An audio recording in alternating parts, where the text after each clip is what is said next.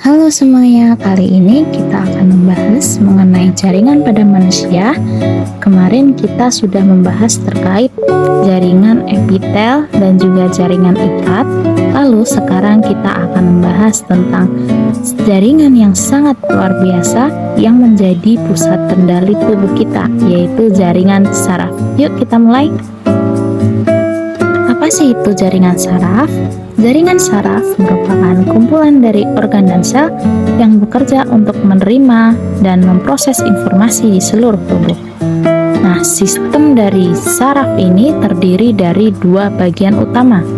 Yang pertama ada sistem saraf pusat atau disingkat SSP. Yang kedua ada sistem saraf tepi atau yang disingkat dengan SST. Nah, SSP atau sistem saraf pusat yaitu terdiri dari organ-organ, yaitu yang pertama ada otak, yang kedua ada sumsum tulang belakang. Nah, untuk sistem saraf tepi, dia ini berupa sel-sel saraf yang menghubungkan dari sistem saraf pusat ke seluruh tubuh.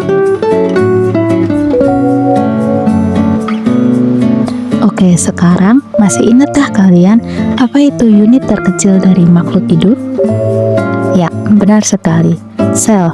Jadi, kalau unit terkecil dari jaringan saraf itu sel saraf atau biasa disebut neuron. Nah, gimana sih gambaran dari sel saraf ini? Ya, jadi kalau dikatakan jaringan saraf ini dia sangat simpel, ya, simpel sekali dibandingkan jaringan yang lain. Maksudnya misalnya ada jaringan epitel, jaringan ikat, jaringan otot, dia itu lebih simpel. Oke, sekarang kita lihat dulu mengenai neuron, ya. Neuron itu tadi sel saraf. Jadi sel saraf itu pada hewan maupun manusia dia memiliki bagian-bagian. Nah, ini gambarannya. Satu sel saraf atau satu neuron ini terdiri dari banyak bagian-bagian. Nah, salah satunya yang paling pertama kali menerima rangsangan itu adalah dendrit. Nah, kalau dendrit itu mungkin pas SMP kita taunya namanya urat saraf pendek bercabang, ya, atau bagian saraf yang pendek dan juga bercabang. Dia ini bentuknya memang pendek-pendek bercabang, ya. Nah, dendrit ini dia yang pertama kali menerima rangsangan dari reseptor, maksudnya dari luar tubuh gitu ya. Nah, ketika nanti diterima lalu diteruskan ke yang namanya badan sel saraf atau soma sel. Jadi yang pertama itu dendrit, kemudian yang kedua itu adalah badan sel saraf atau soma sel. Di badan sel saraf ini nanti ada yang namanya nukleus atau inti sel. Yang di dalamnya dia mengandung sitoplasma atau cairan sel. Ada juga yang namanya nukleolus atau anak inti. Nah, nukleus ini dia di dalam nukleus. Nah, sekarang jadi ketika impuls tadi sudah menyampai di badan sel saraf, rangsangannya atau impulsnya tadi di badan sel saraf itu kemudian akan diteruskan ke yang namanya akson. Nah, poin ketiga dari struktur utama sel saraf adalah akson. Akson ini akan menerima rangsangan dari badan sel saraf menuju yang namanya sinaps atau hubungan satu neuron dengan yang lainnya atau neuron yang lain. Jadi akson ini adalah urat saraf yang panjang tetapi dia tidak bercabang. Nah, kalau dendrit tadi kan dia urat saraf panjang yang dia bercabang-cabang gitu ya. Nah, biasanya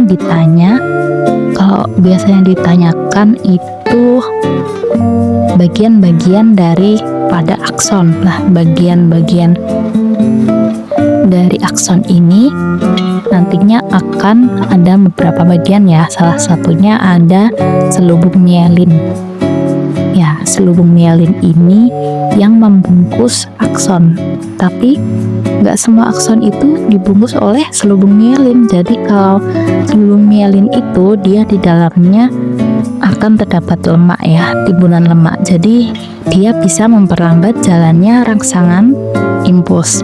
Nah, di antara sela-sela selubung mielin dengan selubung mielin yang lain itu ada struktur lagi yang namanya nodus Ranvier. Nah, nodus Ranvier ini dia berfungsi untuk mempercepat jalannya rangsangannya. Kan karena dia nodus Ranvier ini dia itu bagian yang tidak memiliki lemak. Jadi dia mempercepat jalannya rangsangan. Setelah itu, di dalam sepanjang akson tadi terdapat namanya juga sel Schwann. Nah, Schwann ini diambil dari nama tokoh ya, namanya Schwann ya. Ketika dulu itu kita belajar teori-teori tentang sel kan ada tuh yang tokoh namanya Schwann. Nah, sel Schwann ini itu juga bisa memperlancar jalannya rangsangan atau impuls. Bisa juga sebagai pemberi nutrisi untuk si akson. Nah, itu dia tadi. Setelah sampai di akson, lalu selanjutnya kemana? Selanjutnya akan diedarkan sampai ke neuron-neuron yang lain. Karena kan satu neuron itu terdiri dari dendrit, badan sel, kemudian akson, kemudian dilanjutkan ke neuron-neuron yang lain